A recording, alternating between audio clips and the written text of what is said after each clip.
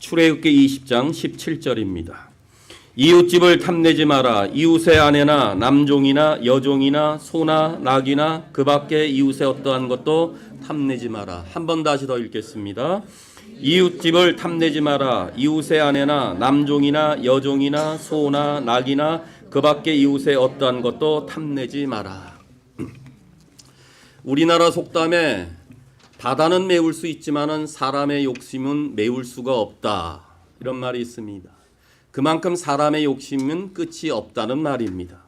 사람은 누구나 갖고 싶은 것을 다 소유한다 할지라도 그것으로 만족해하지 않습니다. 사람들은 즉시 또 다른 것, 더 좋은 것, 더 새로운 것을 언제나 갖고 싶어 합니다. 한때 세계의 부호였던 락펠러에게 어떤 신문 기자가 이렇게 물어봤습니다. 당신은 현재 소유하고 있는 모든 재산으로 만족하십니까? 그러자 그는 아니요, 그럴 수 없지요. 그래서 기자는 그럼 얼마나 더 소유하면 만족하실 수 있겠습니까? 라고 다시 묻습니다.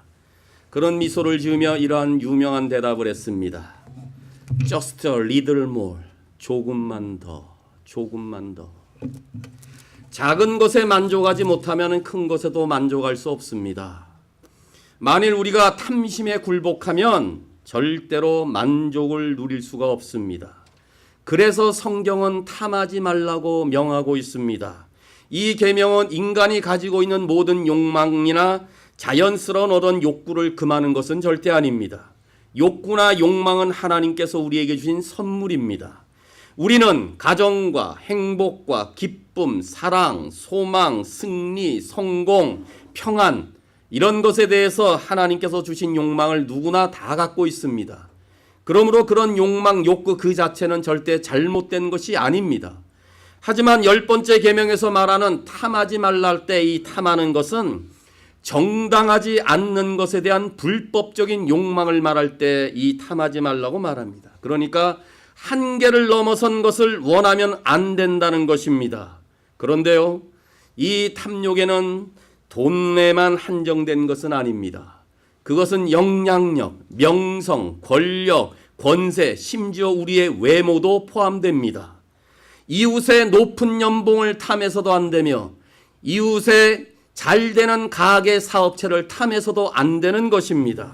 또한 이웃의 교육이나 학식도 탐하지 말아야 합니다. 그래서 10번째 계명은 이웃에 속한 그 어떤 것도 탐내지 말라고 가르치고 있습니다. 그렇다면 이 10번째 계명을 왜 마지막으로 이것을 기록했을까요? 그 이유는 탐심이 다른 모든 계명의 결론이기 때문에 그렇습니다. 다른 계명들은 행동을 다루지만 이 마지막 계명은 우리의 태도를 다루고 있습니다. 다른 계명들은 필요를 다루고 있지만 이 계명은 우리의 마음에 초점을 맞춥니다. 그 이유는 우리가 마음을 제대로 다루기 전까지는 나머지 계명들을 순종할 수 없기 때문에 하나님의 법에 마지막으로 탐내지 말라고 기록하고 있다고 보여집니다.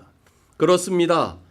탐심하지 말라는 10번째 계명은 인간의 외적인 행동을 규명하는 여타 계명과는 달리 인간의 내면에 있는 탐욕과 탐심 자체를 금하고 있는 것입니다. 그만큼 하나님께서는 우리 마음속에 숨겨져 있는, 마음에 자리 잡고 있는 탐심까지도 추적하고 계시다는 말씀입니다. 그러면 이 계명에서 말씀하시고자 하는 내용은 과연 무엇일까요? 먼저 무엇이든지 탐을 내는 것은 우리가 범하는 모든 죄악의 출발점이라는 사실을 기억하셔야 됩니다. 탐심은 인류 역사만큼 굉장히 오래된 문제입니다. 아담과 하와가 선악을 알게 하는 나무의 열매를 보면서 먹음직도 하고 보암직도 하고 지혜롭게 할 만큼 탐스럽다고 느낀 때, 그때부터 이미 사람의 마음은 탐심이 들어왔다고 보여지는 것입니다. 그렇다면 탐심은 어쩌면 우리 인간의 존재 양식일지도 모릅니다. 그렇게 이 탐심의 죄는 인간이 범할 수 있는 죄 가운데 가장 보편적인 범죄이며 누구나 이 죄에 대해서 죄책을 가지고 있음에 틀림이 없습니다.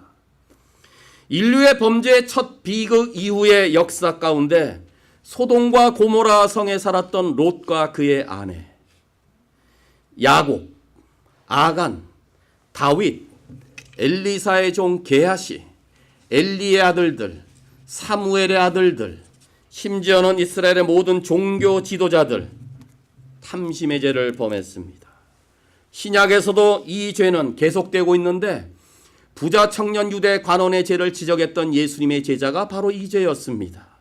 성전에서 돈을 바꾸던 무리들의 범죄, 가룟 유다의 마음속에 가지고 있었던 범죄, 아나니아 삽비라의 범죄, 성령을 돈으로 살려고 했던 시몬의 범죄, 세상을 사랑하여 바울의 동력자였지만 바울을 버리고 떠났던 데마의 범죄, 이 모든 것은 다 탐심이었습니다. 이처럼 이것은 인간에게 가장 보편적으로 이날까지도 현존하는 우리의 죄입니다. 이와 같이 사람들은 탐심에 길들여져 있기 때문에 자신이 탐욕스럽다는 것을 별로 깨닫지 못합니다. 내 자신이 탐심이 있다고 과연 얼마나 되겠습니까? 모든 사람은 나는 그런 탐심 없습니다, 이렇게 이야기합니다. 그런데 다른 사람은 그 사람을 보고 탐심이 있다고 생각합니다. 그런데 우리의 모든 문제의 뿌리를 잘 캐고 들어가면은 그 근원이 언제나 우리 마음 가운데 욕심이 있는 것을 발견하게 됩니다. 그래서 야고보서 1장 5절에서 욕심이 죄를 낳고 죄가 점점 자라서 죽음을 가져온다고 경고하고 있습니다. 또한 바울은 디모데전서 6장 10절에 돈을 사랑하는 것이 모든 죄악의 뿌리라고 가르치고 있습니다. 열왕기상 21장에 보시면 아합 왕의 탐심 이야기가 나옵니다. 아합 왕은 그 왕궁 근처에서 자기의 포도원 밭을 갖고 있는 나봇의 포도원에 탐을 내기 시작했습니다. 이 포도원 밭을 자기 재산으로 삼고 싶은 마음에 처음에는 그 토지를 나봇에게 팔라고 재촉을 했습니다. 그러나 나봇은 자자손손이 하나님께서 자기에게 주신 귀한 기업이라는 것을 알자 절대로 파는 것에 동의하지 않았습니다. 그러나 포도원에 대한 욕망이 커진 아합 왕은 자기의 탐심을 채우기 위해서 거짓 증인을 내세워 나봇을 함정에 빠뜨리고 맙니다. 아합 왕은 처음에는 탐심의 마음을 갖게 되었습니다. 이 탐심이 거짓 증거를 하게 만들었습니다. 제9계명까지 범하게 되었습니다. 더욱이 아합 왕은 나봇을 사형에까지 처하게 했습니다. 제6계명을 범한 것이었습니다. 그리고는 결국 나봇의 포도원을 빼앗았습니다. 그것은 도둑질이며 제8계명을 범한 것이었습니다.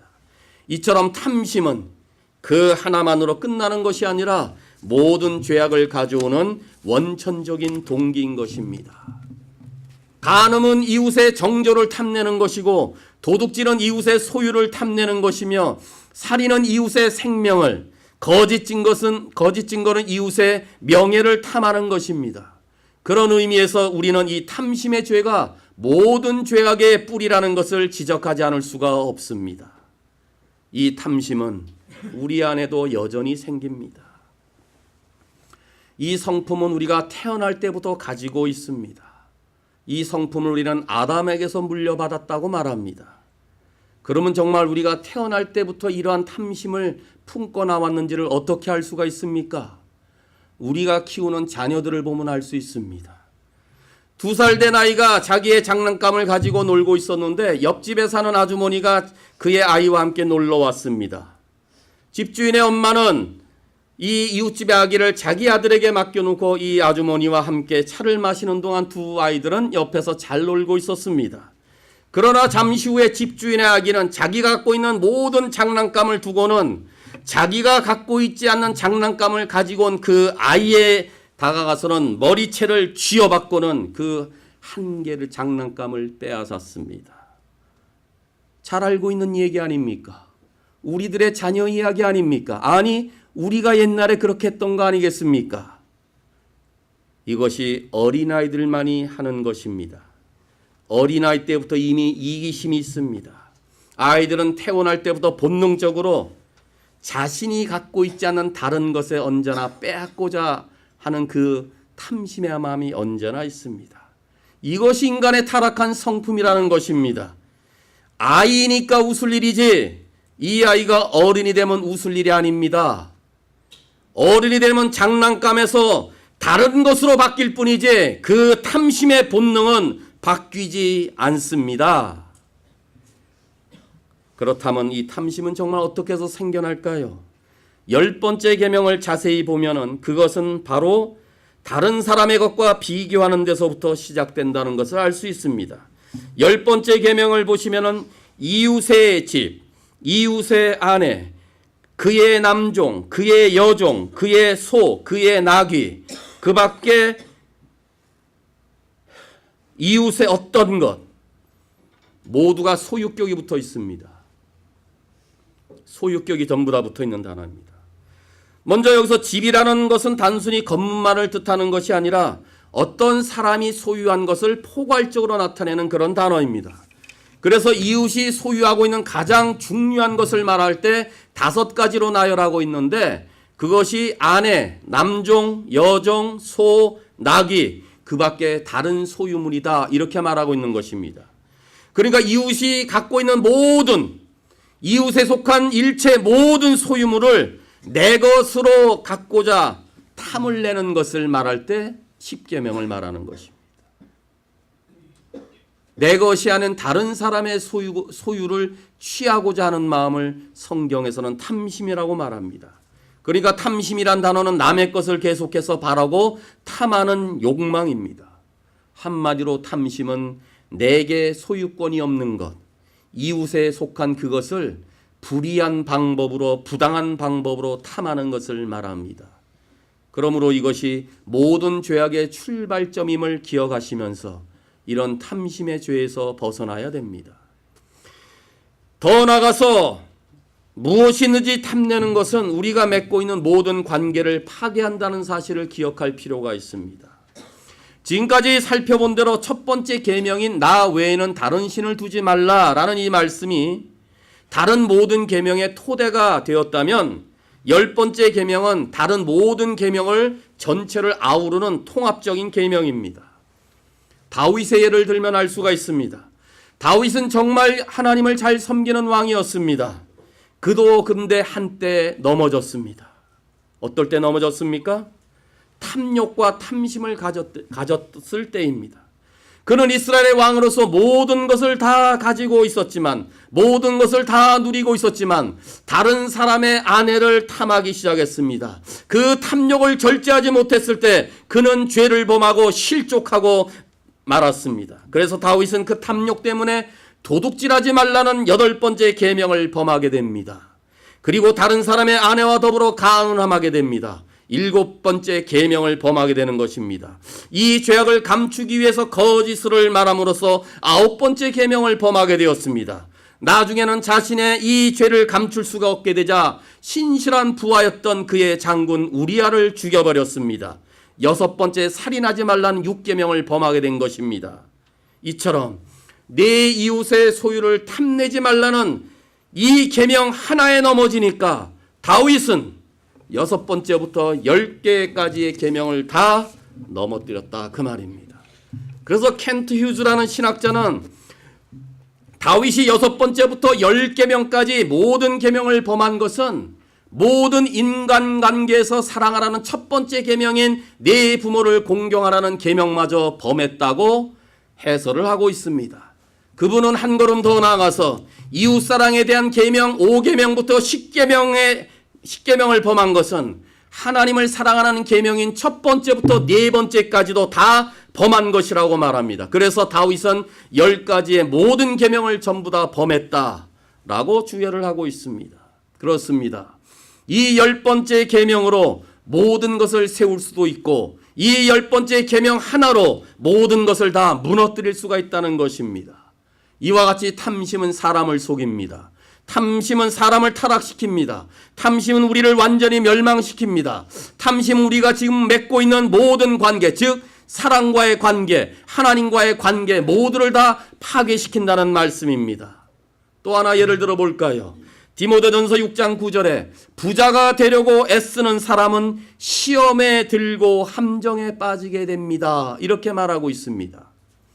부하려는 사람이 어떻게 시험에 빠지고 함정에 빠지는 사실을 볼까요? 먼저 부자가 되려고 애쓰니라는 이 말은 부하려는 소원, 즉 재물에 대해서 끈질긴 결단을 날마다 갖는 사람을 말할 때 부하려 하는 사람이란 단어를 쓰고 있습니다. 그러니까 부자, 재물에 대한 끈질긴 결단이 하루도 쉼없이 온갖 생각과 마음속에 가득 찬 사람을 부하려는 사람이라고 말하는 것입니다. 만일 돈을 많이 벌고 있다면요, 잠잘 시간도 가져야 됩니다. 돈을 벌면서 가족과도 시간을 함께 보낼 수가 있어야 됩니다. 돈을 많이 벌면서도 말씀 공부도 잘해야 되고 기도 생활도 잘해야 되며 교회를 온전히 섬길 수가 있어야 됩니다. 그런데 부자가 되려는 불같은 열망이 있다면 다른 모든 것 제대로 하지 못합니다. 아니, 심지어 그 모든 것들이 다 떠나가 버립니다. 그런 의미에서 예수님은 마태복음 6장 24절에서 아무도 두 주인을 섬기지 못한다. 한쪽을 미워하고 한쪽을 사랑하든지 한쪽을 귀중히 여기고 한쪽을 업신여겨야 할 것이다. 너희는 하나님과 재물을 겸하여 섬길 수가 없다고 가르쳤던 것입니다. 잘 보세요. 하나님이 먼저이든지 돈이 먼저이든지 늘 우리는 선택됩니다. 그래서 두 주인을 섬길 수가 없습니다. 나는 무슨 일이 있어도 부자가 되기 원합니다 라고 말하면 그 마음에 탐심의 우상을 만드는 것이며 이것은 9가지의 계명을 어기는 것입니다. 첫 번째, 두 번째 계명이 무엇입니까? 하나님 외에 다른 신에 관한 계명을 두고 있지 않습니까? 그런데 이 계명에는 우상을 금하고 있습니다. 그런데 성경은 탐심이 우상 숭배라고 말합니다. 그러므로 탐심을 품으면 첫 번째, 두 번째 계명 모두를 어겨버린 것이다 그 말입니다. 세 번째 계명은 하나님의 이름을 망령되이 일컫지 말라고 말합니다. 그러나 그리스도인이라고 주장하는 모든 사람들이 부자가 되려고 애쓰는 가운데 하나님의 이름을 악용하고 있다는 사실을 기억하십시오. 안식일을 기억하고 거룩하게 지키라는 네 번째 계명을 알면서도 6일 동안 일하고 하루를 쉬기보다는 7일 동안 일하고 싶어 합니다. 그 이유가 무엇입니까? 욕심 때문입니다. 왜 사람들은 도둑질합니까? 왜 사람들은 간음을 저지릅니까? 왜 사람들은 거짓을 말합니까? 모두가 다 욕심 때문입니다. 이것이 부하려고 애쓰는 자들이 걸려 넘어질 시험이다 그 말입니다. 그러므로 탐심 그 자체가 첫 번째, 두 번째 계명인 우상 숭배 문제부터 10번째까지 다 범하는 결과를 초래한다. 그걸 말하는 것입니다. 그러므로 누구든지 탐심의 정신을 갖고 있으면 모든 계명이 파괴됩니다. 마음에 탐심이 있고 불법적인 소원이 있으면 우리의 삶은 삐뚤어지고 깨어지게 되고 다른 사람들을 파괴시킵니다. 탐심은 마치 문어와 같이 우리의 영혼을 휘감아 버립니다. 그래서 우리가 하나님과의 만남을 제대로 하지 못하게 만듭니다. 그러므로 우리의 영적인 문제가 하나님을 파괴시킨다 그 말입니다. 그런 의미에서 계명을 지키지 못하면은 다른 모든 관계를 파괴하고 있다는 사실을 잊지 않기를 바랍니다. 그렇다면 한번 곰곰이 생각해 보시죠. 탐심을 가진 자가 어떻게 하나님이 나의 창조주이심을 고백할 수가 있겠습니까? 탐심을 품은 자가 어떻게 하나님만 예배하며 하나님만 높일 수가 있겠습니까? 탐심을 가진 자가 어떻게 매주일마다 하나님의 전에 나와서 진정한 안식을 누릴 수가 있겠습니까? 탐심을 품은 자가 어떻게 부모님을 온전히 공경할 수가 있겠습니까? 탐심을 품은 자가 어떻게 이웃의 생명을 존중할 수가 있겠습니까? 간음이나 도둑이나 이웃의 것을 탐내는 마음을 행동으로 옮기는 결과가 아니겠습니까? 그렇다면 탐내는 것으로는 세상과 하나님을 동시에 사랑할 수 없게 만든다는 사실을 깨달을 필요가 있습니다. 세상을 사랑하는 것과 하나님을 사랑하는 것, 이 두 가지는 영원토록 상충되는 것입니다. 그 이유가 무엇입니까? 하나님께서 우리의 필요하고 부족한 잔을 날마다 채워주시지만은 세상의 것으로는 우리의 부족한 잔을 채울 수가 없기 때문에 그렇습니다. 이 세상의 모든 것이 육신의 정욕과 안목의 정욕과 이생의 자랑이기 때문에 채우면 채울수록 허전하고 넣으면 넣을수록 공허할 뿐이기 때문에 그렇습니다. 그래서 요한일서 2장 17절에 이 세상은 지나갈 것이요 사람들이 이 세상에서 그토록 갖고 싶어하는 것들도 다 사라지게 될 것이다. 그러나 하나님의 뜻대로 행하는 자라야 영원히 살 것이다. 이렇게 가르치고 있는 것입니다. 그렇습니다. 이 세상의 것도 그것을 탐하는 정욕도 다 지나가는 것입니다. 세상에서는 붙잡고 갈 것이 하나도 없습니다. 오직 하나님의 뜻만이 영원합니다. 하나님의 뜻을 행하는 자만이 영원합니다. 그렇기 때문에 세상 것을 구하고 시기하고 질투하며 끊임없이 남의 것을 탐하는 사람은 하나님을 진정으로 사랑할 수 없다, 그 말입니다. 그렇다면 탐욕을 어떻게 해야 물리칠 수가 있겠습니까?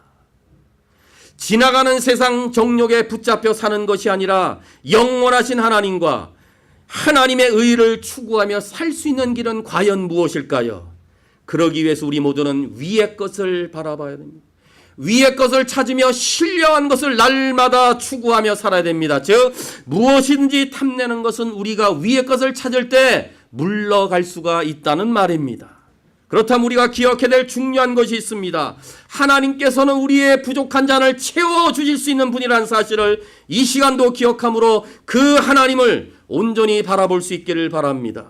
하나님은 우리의 삶이 어떠하든지 우리의 부족한 잔을 언제나 채워주시는 분입니다.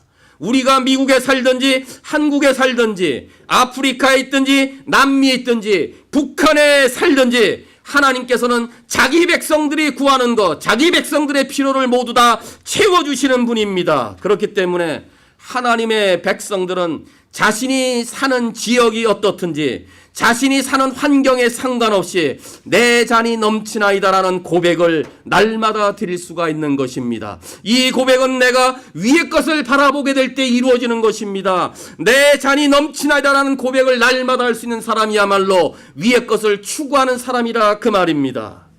내 잔이 넘치나이다라는 고백이 미국에 살면 가능한데 아프리카에 살면 불가능합니까?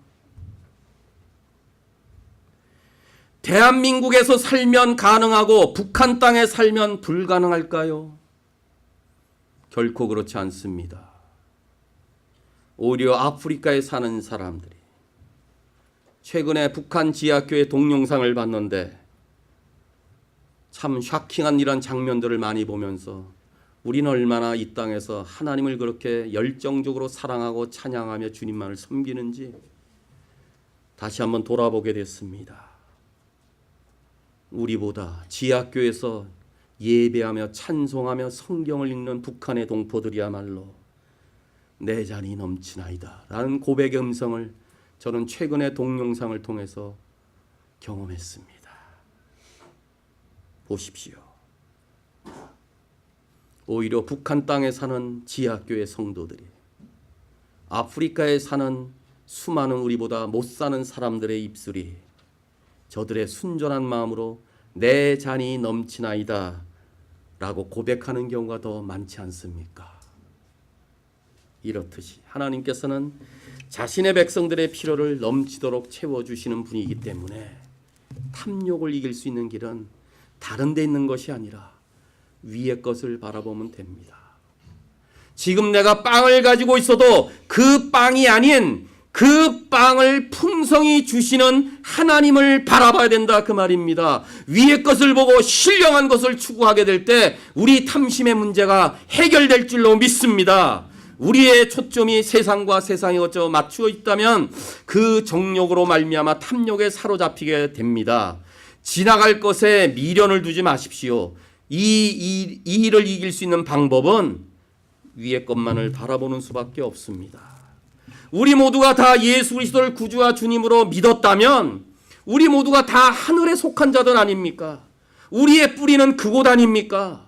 우리가 가야 될 영원한 본향이 하늘이라면은 하늘을 바라보며 하늘 위에 계신 주님을 바라보며 위의 것만을 바라보며 살아야 될 존재라는 사실을 기억할 수 있기를 바랍니다. 그래서 골로새서 3장 1절 2절에서 가르치지 않습니까? 여러분은 그리스도와 함께 살아났습니다. 그러므로 하늘에 있는 것에 마음을 두십시오. 그곳에는 그리스도께서 하나님 우편 앉아 계십니다. 하늘에 속한 것을 생각하고 땅의 것에 마음을 두지 마십시오.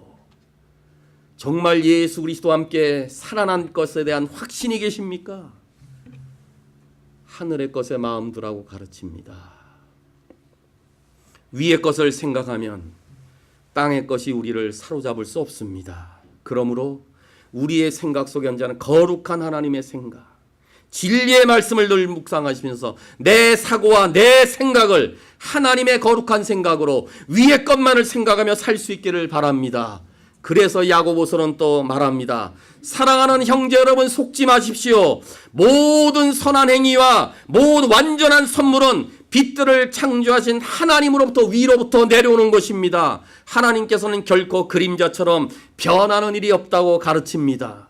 우리의 모든 선한 행위와 온갖 각양각종의 온전한 선물이 어디서 온다고요? 빛들을 창조하신 하나님께로부터 위로부터 내려온다고 되었다면 우리는 당연히 위의 것을 바라봐야 되지 않겠습니까? 하늘을 바라봐야 되지 않겠습니까? 그럴 때 땅의 것이 다 죽을 수 있다, 그 말입니다.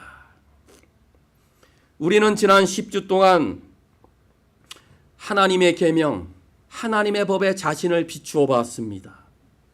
각 계명마다 차이는 있었겠지만은 10계명 전부를 어기고 10계명 전부에 불순종하고 10계명 전부를 통해서 내 자신이 얼마나 타락한 자신임을 발견하게 되지 않았습니까?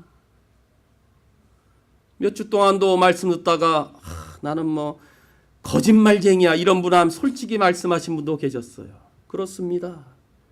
10계명 전부를 통해서 우리가 불순종하고 타락하고 하나님께는 정말 합한 모습이 없다는 사실을 우리는 발견했습니다. 이 계명들을 통해서 우리는 하나님의 진노를 받기에 너무나 충분한 존재임을 발견하지 않았습니까? 이것이 우리의 가치입니다. 이것이 진노의 가치이자 이게 죄인의 가치입니다. 우리에게는 다른 가치란 게 전혀 없었다, 그 말입니다. 그러나 하나님께서는 우리 모두에게 무엇을 주셨습니까? 진노와 벌을 주셨습니까? 아닙니다. 10계명에 비추어 봐서 정말 진노받아 마땅하고 불순종한 그 모습을 그 하나님의 계명을 통해서 내가 발견했을지라도 하나님은 우리에게 진노와 벌을 주시지 않았다는 사실에 감사하셔야 됩니다. 무엇을 주셨습니까? 하나님은 여전히 우리에게 건강과 집과 가족과 친구와 교회를 주셨습니다. 하나님은 우리의 자동차와 옷과 신발과 일용할 양식을 지금도 주셨습니다. 아니, 그보다도 하나님은 용서, 구원, 영원한 삶을 우리에게 주셨습니다. 우리에게 기쁨과 소망과 평안과 축복과 은혜와 사랑을 주셨습니다. 하나님 우리에게 격려와 용기와 도전을 주셨습니다. 하나님 우리에게 사명을 주셨고 날마다 하나님의 임재를 경험케 주셨습니다. 우리가 더 이상 무엇을 바랄 수 있겠습니까? 뭘 더 원하십니까? 이제 우리 스스로가 날마다 자신에게 묻기를 바랍니다. 나는 왜 이렇게 많이 가졌을까? 이토록 많이 받았으면서도 어떻게 하나님의 이름을 더럽히고 왜 탐심이 사라지지 않을까? 왜 이런 불충하고 불성실한 나를 주님은 아직도 축복하시는 것일까? 이 질문을 하시면서 그건 전적으로 하나님의 은혜다, 이 사실을 깨달을 수 있기를 바랍니다. 하나님의 은혜 아니고선 어떻게 우리가 분수에 넘치는 사랑의 표현 아닙니까? 우리의 많은 결점에도 불구하고 값없이 보여주신 하나님의 절대적인 사랑 아닙니까? 우리의 실수의 많음에도 불구하고 여전히 넘쳐주시는 한량없는 하나님의 은혜의 봉 아닙니까? 결국 탐내는 것은 하나님께서 주신 삶에 내가 만족할 때 해결될 수 있습니다. 하나님 주신 것에 만족하면 탐심의 문제가 해결됩니다. 이제 이후로 시편 119편 36편의 개역 한글의 고백처럼 내 마음을 주의 증거로 행하게 하시고 탐욕으로 행하게 말게 하소서. 날마다 기도하며 살 수 있기를 바랍니다. 이 기도의 문구와 같이 우리 모두가 위의 것을 찾으며 하나님을 바라보며 매일매일 거룩한 진리의 말씀으로 내 영혼을 채우며 거룩한 욕망에 불타기를 바랍니다. 그러면 악한 욕망이, 불의한 탐심이 우리를 사로잡지 못할 것입니다. 우리가 진실로 주님을 알고 있다면은 이미 죽은 사람처럼 세상에 대한 욕망에 대해선 죽어야 합니다. 눈을 들어 하나님을 바라보면 이 세상의 모든 것들이 다 희미해질 것입니다. 그러한 물질들이 우리의 사는 세상에서 꼭 필요한 부분일지라도 궁극적인 가치가 없음을 꼭 깨달을 수 있기를 바랍니다. 이제 우리는 하나님이 주신 10번째 계명인 남의 것을 탐내지 말라는 이 계명을 다시 한번 마음속에 품고 하나님으로 만족하며 위의 것을 추구하면서 이 탐심의 우상들을 하나하나 제거해 갈 수 있기를 바랍니다. 그렇게 될 때 다른 모든 계명들도 열매를 맺을 수가 있습니다. 사랑하는 성도 여러분, 여호와는 나의 목자시니 내가 부족함이 없으리로다. 이 고백이 입술만에 드리는 고백이 아니라 진정한 내 마음의 고백이고 진정한 내 삶의 고백이라면 우리는 이제 우리의 탐심을 하나님 앞에서 해결할 수가 있습니다. 하나님은 우리의 욕망을 충족시키시는 분이 아닙니다. 하나님은 우리의 욕심을 채우시는 분이 아닙니다. 하나님은 우리의 필요를 채우시는 분이십니다. 그러므로 지나가는 세상의 욕심이 아니라 위의 것을 바라보며 신령한 것을 찾는 삶을 살게 해달라고 날마다 간구하는 가운데 우리 모두가 빈손으로 왔다가 빈손으로 돌아갈 몸이기에 우리의 부족한 잔을 채우도록 채워주시는 하나님께서 우리와 늘 함께 하신다는 사실을 확신하면서 그 하나님을 절대적으로 바라볼 수 있기를 바랍니다. 탐욕과 탐심을 온전히 다스리는 자들은 십계명을 온전히 지킬 수가 있습니다. 이제 죄성에서 싹트는 우리의 탐욕을 하나님을 바라보는 영성으로 늘 승리하는 은혜가 우리 모든 주의 백성들 가운데 있기를 주님의 이름으로 축원합니다.